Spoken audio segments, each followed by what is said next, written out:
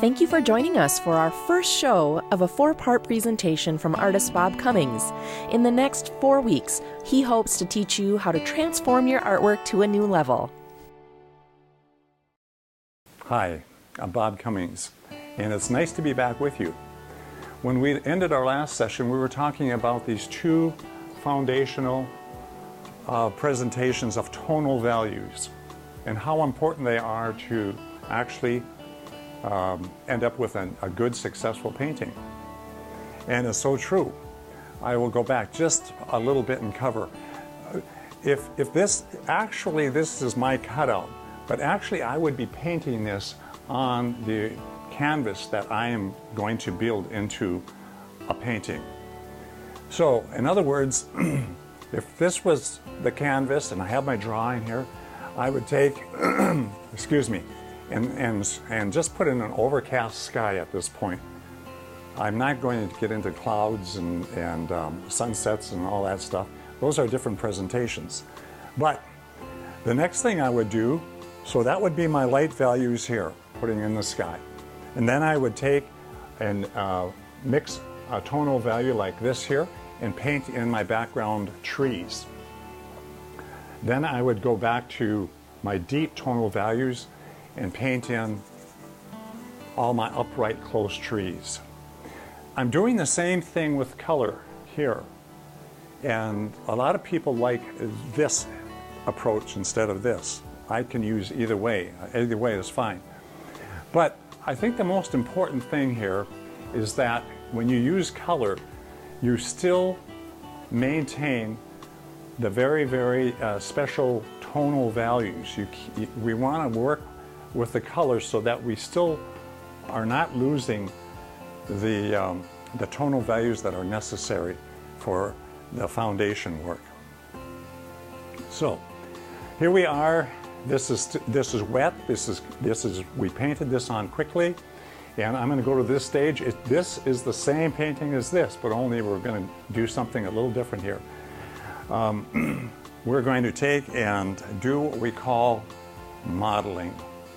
Modeling is when you get to this stage. I'm going to kind of go back and forth here a little bit. You start wiping off little parts because I have decided that my light source will be up to the upper right. So this side of the tree is going to have lighter values than the shadow side. So we'll take a clean rag and I like to just put it heavily on my finger, and I can control it by sensing the feel. If I just want a little paint off or if I want a lot of paint off. And what happens is the light falling on these different objects are going to make part of it light. I mean, that makes sense. And so here it is after it's been modeled for a while.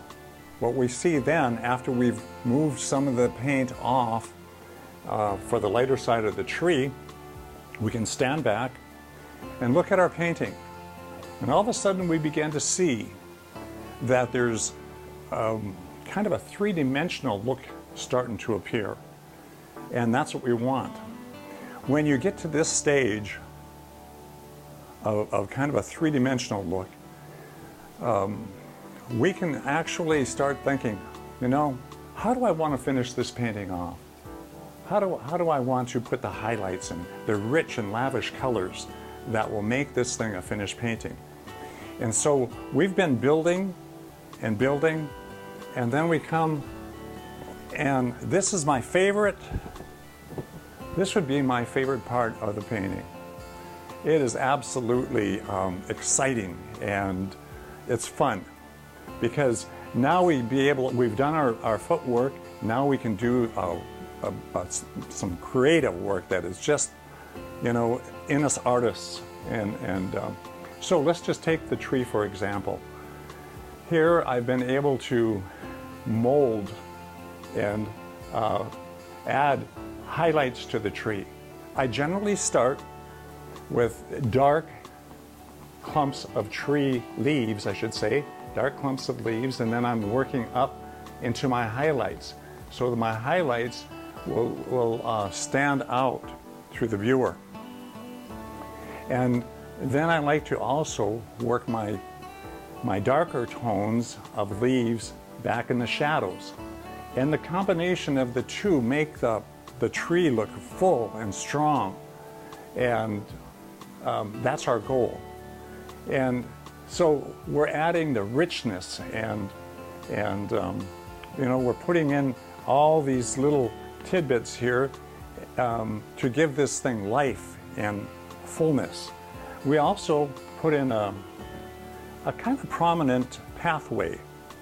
And the pathway is basically saying, you know, inviting us into the painting. And it's kind of like, here I am, what's over the edge here? Looking out over this vast valley.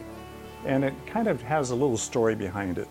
And it's, it feels good to be able to complete a painting. And so I could say much more about this and how I toned the light down, but I think we'll go on to something else. So if we want to even take a look at something, this painting right here, for instance. Again, I have done the background work of putting the, well, the tonal values in place, and then the highlights. And in this painting, you will see that we have a lot of cloud work, which is a presentation in itself, and also water. And it makes for an interesting painting. Let me show you something that's maybe a little bit different, a little bit harder to see, the tonal values in this. It's a little bit more subtle, but still, it's still the same way that we build a painting. Now, if you look back to the light section right here, these are the light values that we talked about that are in the sky. And then these would be the background trees. And we don't use the deeper middle tones, but we're pretty light toned here. But it's all right because we have a haze that's kind of obscuring our view. Then we can kind of come forward in the painting and look at our dark values once again, the upright trees. This is a story. This is basically inviting us in to walk through the woods. And we have a heavy canopy of leaves overhead that cast all kinds of shadows and patterns on the pathway below. And just ahead is an opening, an open field. And so it's inviting us to this open field. We can see the sun rays mingling with the haze. And it's just a pleasant view. The painting is basically saying, it's going to be a great day. And that is the nice thing about artwork. Oftentimes it's about telling a story or evoking an emotion or just a lot of feel to them. And that's what we want to do. So anyway, it's been really an honor so far to just be able to present this, all these different tonal value things your way. And so I hope that we'll close off for now, and I've got lots more to show you. And so again, have a good day and keep smiling.